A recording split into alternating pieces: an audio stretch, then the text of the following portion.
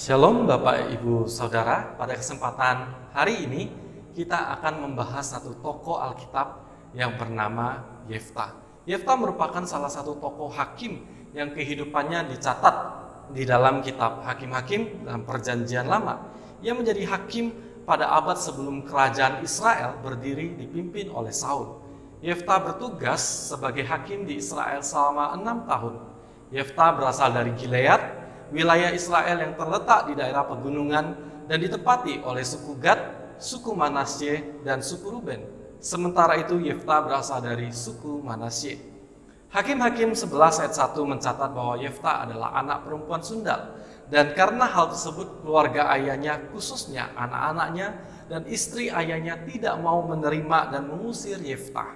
Yefta tentu merasa sangat sakit hati hingga ia pergi dan menetap di satu tanah bernama Tanah Tob. Ia berkumpul dengan para petualang yang biasanya melakukan perampokan dan kejahatan. Beberapa waktu kemudian bangsa Amon datang memerangi bangsa Israel karena mereka merasa bahwa tanah mereka direbut oleh bangsa Israel. Keadaan tersebut cukup menyulitkan bangsa Israel sehingga tua-tua mendatangi Yefta dan menjemput Yefta dari Tanah Tob. Mereka meminta Yefta menjadi panglima mereka untuk memimpin pertempuran melawan bangsa Amon. Mulanya Yefta tidak bersedia karena pengalaman ditolak oleh keluarga ayahnya. Namun akhirnya Yefta setuju dengan setelah para tua-tua berjanji bahwa mereka akan tetap mengangkat Yefta menjadi kepala atau hakim meskipun pertempuran telah usai. Tuhan memanggil Yefta sebagai pahlawan yang gagah perkasa. Ia dipimpin oleh Tuhan sehingga statusnya sebagai orang yang terhina, orang yang terbuang, berubah menjadi orang yang sangat dihormati dan sangat dipentingkan oleh tua-tua Gilead. Di dalam Hakim-Hakim pasal 11 ayat 12 sampai 28 menceritakan bahwa Yefta mengadakan diplomasi dengan Raja Bani Amon. Yefta menjelaskan bahwa Israel tidak merampas tanah orang Moab dan tanah Bani Amon. Yefta menceritakan sejarah sebenarnya bahwa nenek moyang mereka lah yang memulai peperangan. Meskipun Yefta memiliki latar belakang seorang perampok yang biasanya melakukan kekerasan, namun dalam menghadapi Raja Bani Amon, Yefta melakukan pendekatan persuasif. Nah, mengapa Yefta tidak langsung menyerang saja Bani Amon? Nah, di sini kita belajar bahwa Yefta telah berubah.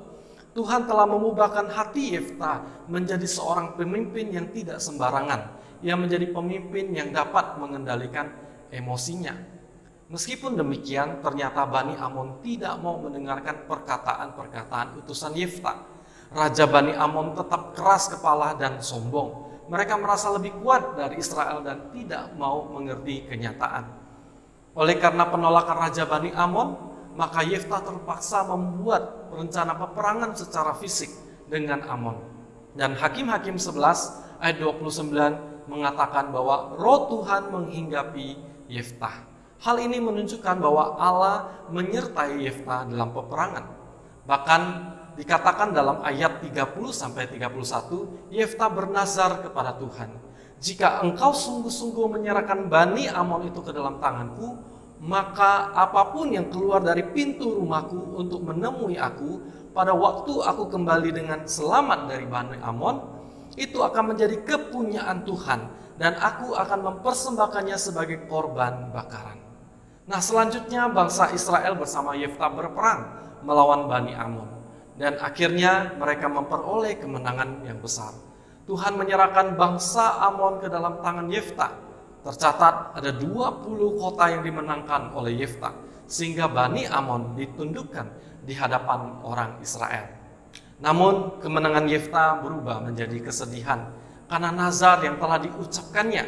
Ketika pulang di rumahnya, Yefta melihat anak perempuannya keluar menyongsong dia. Anaknya perempuan ini adalah anak satu-satunya yang dimiliki oleh Yefta. Betapa hancur hati Yefta ketika ia telah bernazar bahwa apapun yang keluar dari pintu rumahnya ketika ia memenangkan pertempuran, maka ia akan mempersembahkan kepada Tuhan sebagai korban bakaran. Maka Yefta merobek pakaiannya dan menyesal atas nazar yang pernah ia ucapkan. namun nazar tersebut tidak dapat ditarik kembali. Akhirnya sang anak perempuan dengan ikhlas membayar nazar ayahnya. Namun bagaimana nasib selanjutnya dari anak perempuan Yeftah? Apakah benar bahwa anak perempuan Yeftah dikorbankan sebagai korban bakaran? Alkitab memang tidak mencatat secara terperinci. Namun ada dua versi kemungkinan. Yang pertama, di mana Yeftah mempersembahkan anaknya menjadi korban bakaran.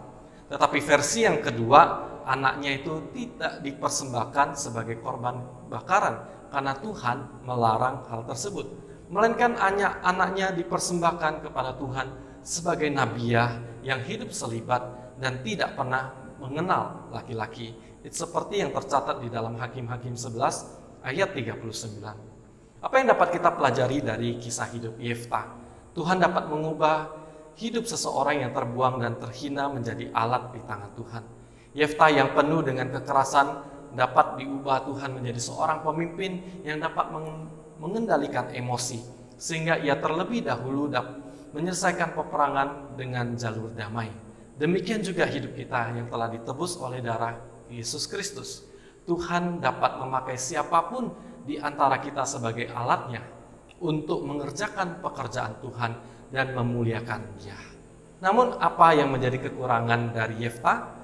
Meskipun ia adalah seorang hakim yang dipakai oleh Tuhan secara luar biasa, ia memiliki kelemahan. Ia tidak berpikir panjang mengenai nazar yang ia ucapkan kepada Tuhan.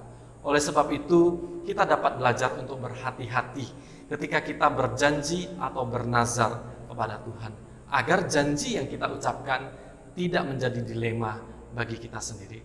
Kiranya kisah dari hidup Yeftah boleh menolong kita untuk menjalankan kehidupan kita sehari-hari. Tuhan Yesus memberkati. Semua karena